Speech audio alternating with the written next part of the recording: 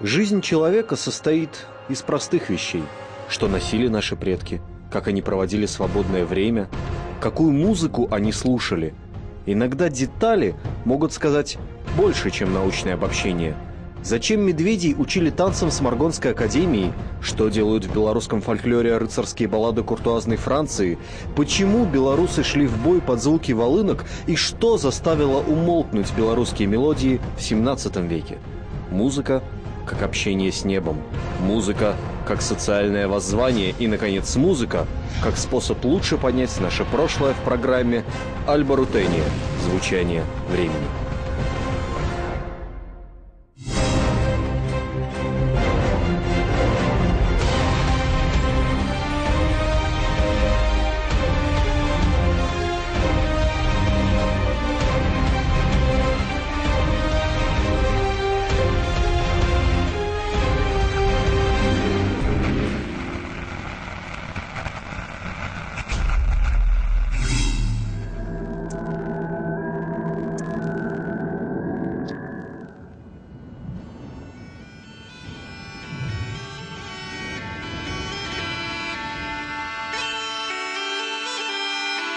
Ученые считают, что музыка появилась вместе с самим человечеством. Люди имитировали внешние звуки природы и упорядочивали их, придавая ритм и мелодию.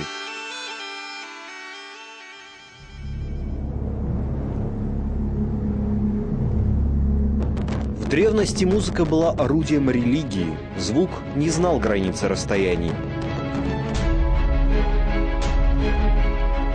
Наши предки надеялись, что именно музыка соединит небеса и землю и поможет маленьким слабым людям повлиять на внешний мир. Потому неудивительно, что музыканты превращались в культурных героев и были связаны с предсказаниями, чарами и путешествиями в другие миры.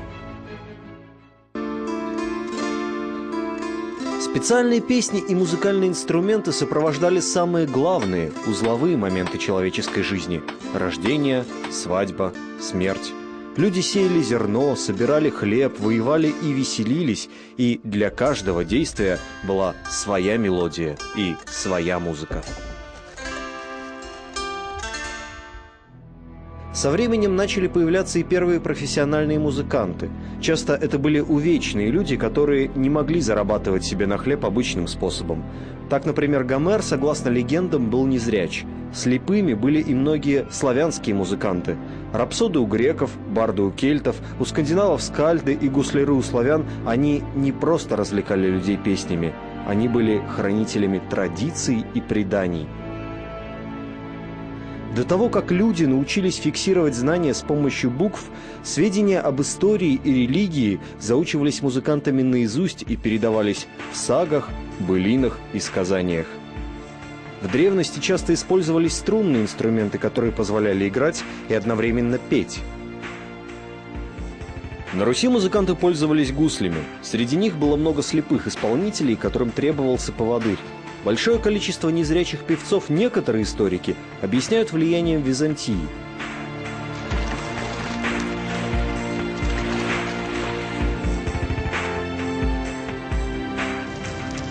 Дело в том, что до принятия христианства в 988 году славяне постоянно воевали с греками. Богатейший Царьград был соблазнительной добычей, и наши предки вновь и вновь отправлялись в грабительские походы.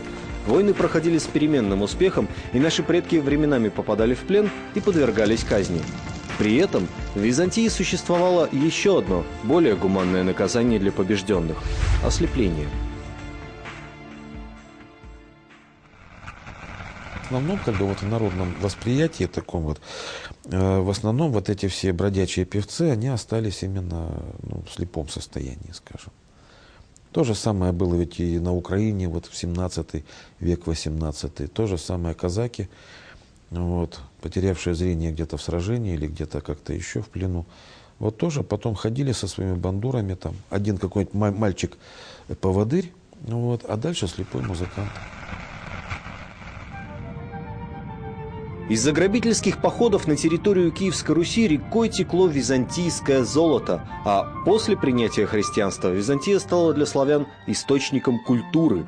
Вместе с книгами, архитектурой, модой к нам пришла и византийская музыка. Первыми светскими придворными исполнителями стали так называемые скоморохи. Их изображения можно увидеть на клеймах, фресках и книжных миниатюрах X-XI веков. Само это слово происходит от греческого «скомархос» – руководитель забав. Первоначально это были придворные византийские капеллы, которые играли довольно строгую музыку. Со временем название перекинулось и на уличных бродячих музыкантов. В таком значении оно и дошло до нас сегодня. Что же определяет историю? Личность, судьба или стечение обстоятельств?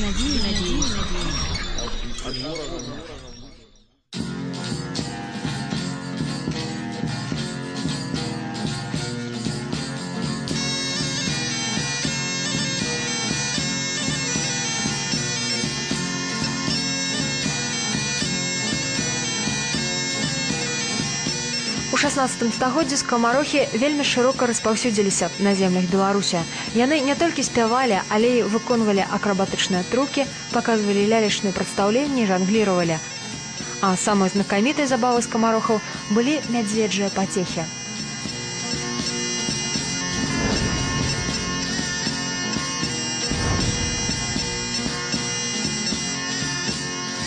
На працягу 16-17 стагоддзяў на Беларусі ўзнікаюць буйнейшыя ў Еўропе цэнтры дрэсіроўкі мядзведзяў. Правадыры з вучонымі звярыма хадзілі па гарадах Германіі, Італіі, Венгрыі, Швецыі і іншых краін. Каб імпарт беларускіх пацех у Еўропу быў дастаткова шырокі, у некаторых мястэчках адчыніліся нават цэнтры дрэсіроўкі. Так званыя мядзведжыя акадэміі працавалі ў ваколіцах Слуцку, а таксама ў Міры і Смаргоне. Памяць аб гэтым захавалася надоўга. Ажно да 19 стагоддзя чалавека, які меў сумнеўную адукацыю, маглі жартоўна назваць выпускнік Смаргонскай акадэміі. Нашыя продкі сапраўды былі знаныя ў пацехах. Скамарохаў на Беларусі было настолькі многа, што іх можна сустрэць нават у пераліку асноўных гарадскіх прафесій. Пацверджанне месячам полацкім пра права Магдыбургская, год 1510. Рамеснікі месца полацкага, залатары, кушняры, краўцы, седлары, рымары, кавалі, шаўцы, сырамятнікі, кажамякі, півавары, цеслі, муралі, столяры, гэта значыць скрыннікі, і ўсякага рамяства, таксама і скамарохі.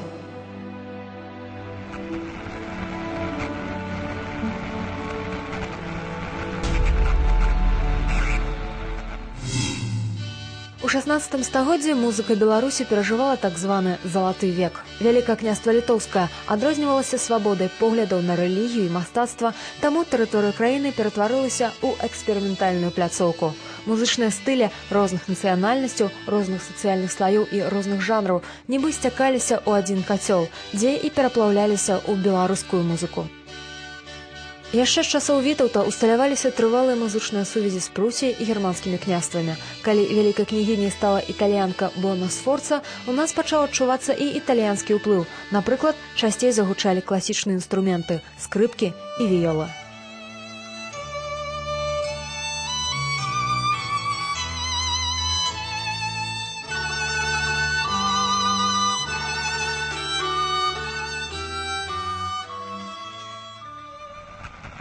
До гэтага котла, в котором варилась светская музыка, трэба дадаць всіх музыкаў, якія жылі в Польшчы.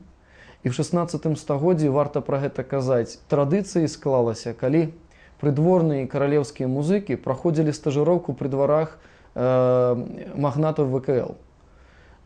Вельмі шмат можна назваць імёнаў, якія прыязджалі, жылі тут, нават пісалі творы, потым вяртались к Краку, выдавалі там свае творы і станавіліся каралеўскімі музыкамі. Акрамя таго, на беларускую музыку аказалі ўплыў мелодыі нацыянальных меншасцяў, такіх як татары, габрэі ці, напрыклад, шатландцы. Сёння амаль ніхто і не ўзгадае, што ў 16 стагоддзі ў Беларусі жыло нямала выхадцаў з туманнага Альбіёна. Яны часта займаліся карабейніцтвам, таму гандляроў дробным таварам у нас так і называлі – шкотамі. Акрамя таго, шатландцы часта служылі наймітамі ў войску Вялікага княства Літоўскага. Іх было столькі, што шатландскую дуду, валынку, можна нават пабачыць на беларускіх гравюрах 16 стагоддзя.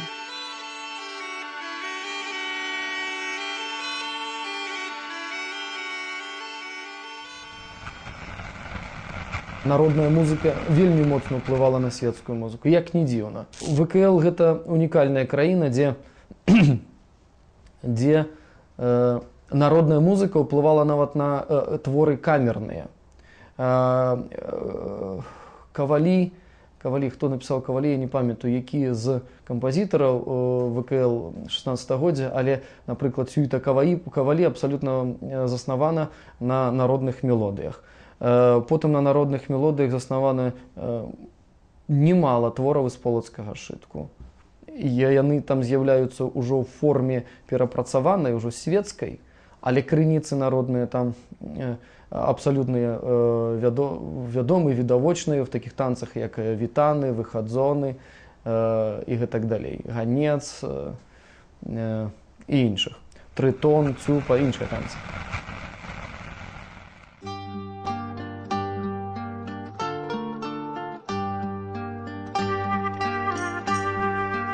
Музыка не ведае межаў, яна не ведае моўных бар'ераў, аднак зафіксаваць яе на паперы цяжэй, чым, напрыклад, слова. Гучанне старажытнай беларускай музыкі перарвалася, растварылася ў паветры і дайшло да нашчадкаў толькі ў выглядзе ўспамінаў сучаснікаў і некалькіх зборнікаў нот.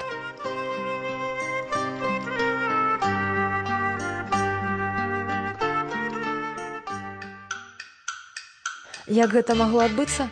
Даследчыкі лічаць, што першая прычына знікнення беларускай музычнай спадчыны – гэта схільнасць нашых продкаў да імправізацыі.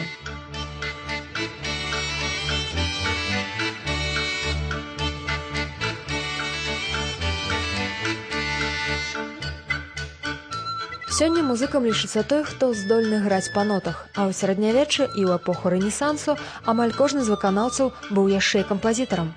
Для таго, каб звацца музыкам, трэба было не толькі дасканальна авалодаць інструментам, але ў залежнасці ад сітуацыі яшчэ хутка напісаць новую мелодыю.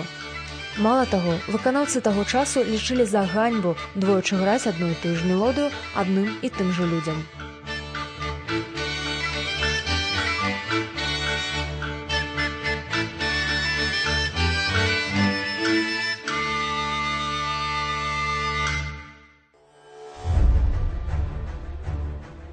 Другая прычына, па якой быў згублены залаты век беларускай музыкі, уступіла ў свае правы ў 1591 годзе. Сялянска-казацкае паўстанне. Яно стала толькі першай прыступкай, за якой цягнулася цэлая лесвіца з унутраных і знешніх войнаў. Кроў лілася ракой амаль 2 стагоддзя, і гучанне скрыпак заглушыў грукат гармат.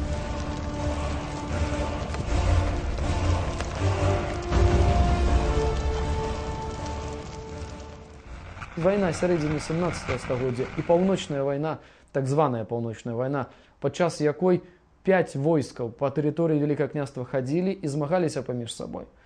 Падчас якой мы маем прыклады таго, як шведскія жаўнеры не проста забіралі інструменты з сабой. І зараз в Стакгольме захоўваюцца ў музеі трубы і барабаны Вялікага княства літоўскага ваенныя. Яны нават ёсць сведчанне таго, як яны з бурсаў езуіцкіх забіралі здольных музыкаў з сабой, як палонных забіралі. І гэта вайна зноў жа руйнавала нават кволыя спробы светскую музыку і рэлігійную музыку адрадзіць.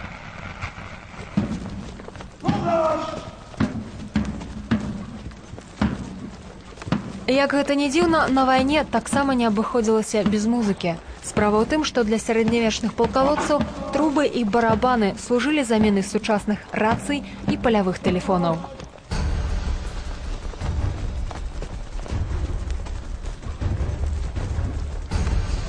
Гук інструментаў значна грамчэй за голас чалавека, таму менавіта з іх дапамогай на полі бою аддаваліся загады. Па рытме альбо па мелодыі любы воін мог зразумець, што яму пара ісці ў атаку, ці ж наадварот, прыйшоў час разгарнуцца і адступіць.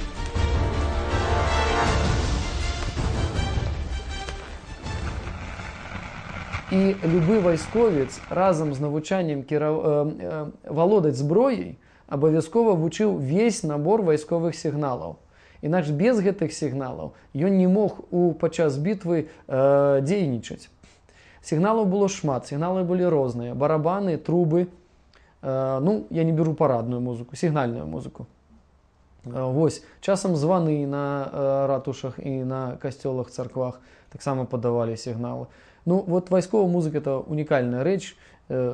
Музыкаў вайсковых абменьвалі наравне з афіцэрамі, а не жаўнерамі, таму што это былі таксама вельмі адукаваныя, прафесійныя ваенныя.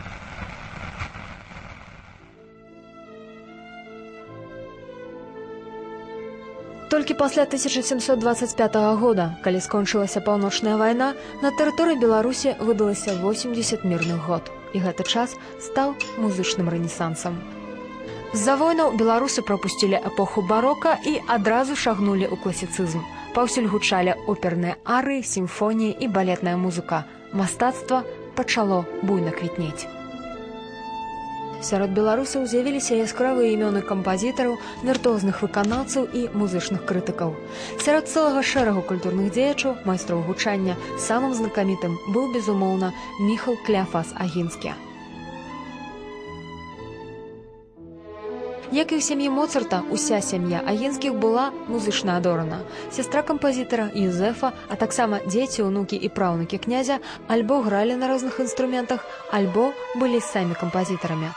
Нягледзячы на тое, што нарадзіўся Міхал на тэрыторыі сучаснай Польшы, ён настойліва і паўсюль падкрэсліваў, што з'яўляецца ліцвінам. Так тады называлі сабе беларуса.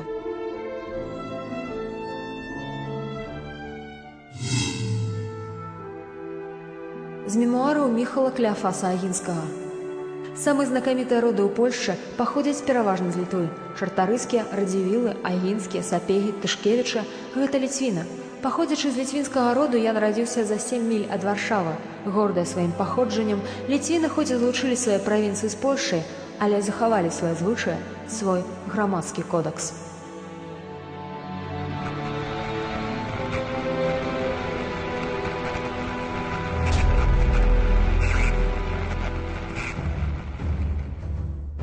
Яшчэ юнаком Міхал Агінскі зрабіў бліскучую кар'еру. У 25 год ён ужо быў паўнамоцным паслом Рэчы Паспалітай.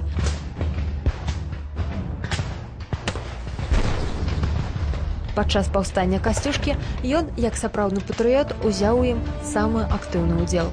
Кампазітар і музыка арганізаваў партызанскі атрад, які дзейнічаў па таму ж прынцыпу, што пазней выкарыстоўваў Дзяніс Давыдаў.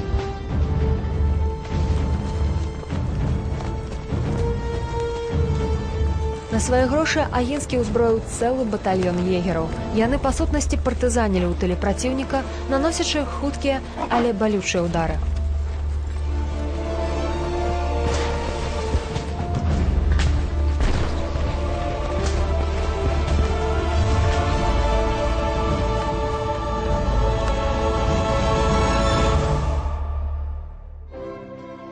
Пасля таго, як паўстанне Касцюшкі пацярпела паражэнне, Агінскага аб'явілі ў вышук.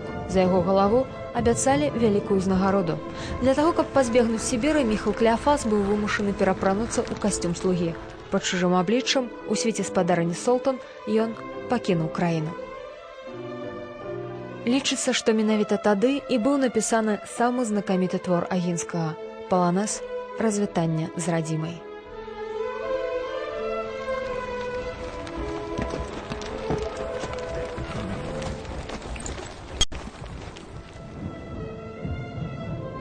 Пасля трэцяга падзелу Рэчы Паспалітай гучанне беларускай музыкі ізноў абарвалася. Калі ў сярэдзіне 18 стагоддзя на тэрыторыі Беларусі было каля 30 капэл, то пасля ўваходжання ў расійскую імперыю не засталося ніводнай.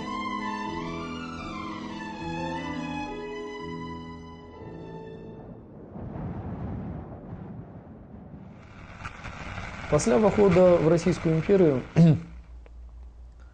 у нас пачынаецца новы перыяд жыцця. Французская рэвалюцыя, якая, в прынцыпе, знішчыла, яна вельмі моцна падарвала пазіцыі магнацкай культуры. І дэмакратычныя веянні ў музычнай культуры прывялі да стварэння ўжо гарадской музычнай культуры. Рамансы, романтычны перыяд. Пасля французскай рэвалюцыі романтызм пераважаў. Адной з заўважных постацяў беларускага музычнага рамантызму стаў Станіслаў Манюшка. Гэты кампазітар нарадзіўся пад Мінскам і большую частку свайго жыцця правёў у Вільні. Менавіта яго опера «Сялянка», напісаная на лібрэта Дуніна Марцінкевіча, стала першым беларускамоўным творам, які быў пастаўлены на сцэне ў 19 стагоддзя. Рэпетыцыі цягнуліся ледзь не год, аднак гледачы на прэм'еру так і не патрапілі.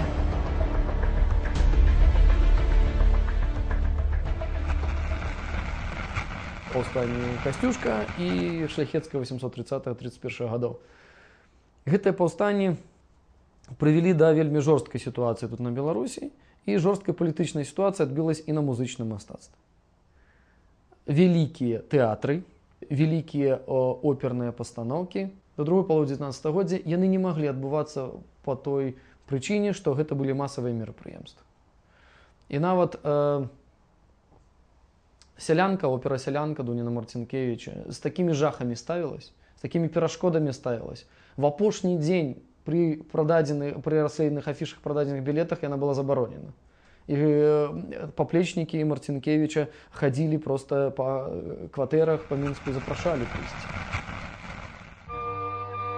Згодна гарадской легендзе, пасля таго, як оперу «Сялянка» забаранілі, Вінсэнт Дунін Марцінкевіч зладзіў своеасаблівы перформанс. Ён склаў тэатральны рэквізіт на фурманку і сам упрохся ў яе. А пасля гэтага адправіўся прэч са сталіцы, каб даваць прадстаўленне ў сёлах і маленькіх вёсачках. Менавіта ў 19 стагоддзі, калі выкананне класічнай музыкі на Беларусі стала немагчымым, з'явілася цікавасць да музыкі народнай. Менавіта тады пачынаецца новы віток нашай гісторыі музыкі, калі этнографы дзіка захапляюцца народнай творчасцю. Народная творчасць трапляе в оперы, сімфоніі, становіцца романсамі і выконваецца в горадзе. Яна прысутнічае в класічнай музыцы. І калі казаць пра музыку, то над новай ідэяй становіцца якраз багацейшая, найбагацейшая спадчына фальклорная. Тепер купало, а завтра я. Тепер купалка купалася, тепер купалка купалася, тепер купалка. Фальклор стаў сапраўдным выратаваннем для беларускай культуры. У спевах былі быццам закансерваваная і абрадавая музыка яшчэ паганскіх часоў, і куртуазныя рыцарскія балады, каляндарныя песні і лірыка замежнага паходжання. На бережочку сушилася, купалка батька просилася. Так, у беларускім народным эпасе можна пачуць і мелодыю старафранцузскай балады, і спеў пра ірландскага нацыянальнага героя Тундаля. Складана нават уявіць, якім чынам яны маглі патрапіць у наш фальклор. Гете літенько літовати.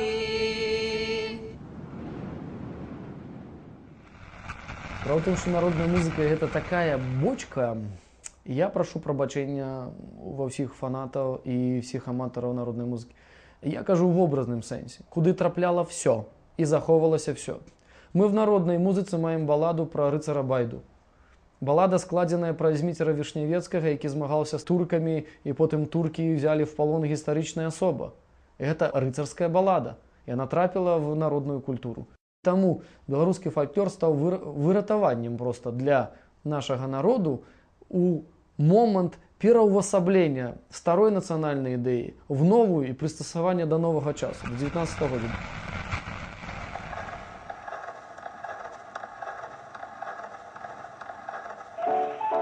У 20 стагоддзі адбылася рэвалюцыя гуказапісваючых прылад. Музыка не ведае ані моўных, ані сацыяльных бар'ераў, таму ва ўсім свеце пачалася экспансія шлягераў. Культурныя межы сціраліся, як і культурная самаідэнтыфікацыя. Аднак музыкі новага часу таксама звярталіся да фальклорных матываў, апрацаваных суадносна з моднымі ўплывамі. Фальклор, які ў свае часы стаў выратаваннем, пазней сыграў злы жарт з беларускай культурай. З-за таго, што духоўная, арыстакратычная і, напрыклад, баявая музыка была амаль цалкам згублена падчас войнаў, у многіх, нават у саміх беларусаў, склалася адчуванне, што яе ніколі і не існавала, і што ўсё беларускія мелодыі зводзяцца да сялянскіх спеваў. Аднак напрыканцы 20-го стагоддзя ўсё большую гучнасць пачала набываць аўтэнтычная беларуская музыка. Дбайна рэканструяваныя інструменты, мелодыі і словы, запісаныя падчас фальклорных экспедыцый. Дзякуючы гэтаму, нават сучасны чалавек можа пачуць гучанне мінулага нашай радзімы.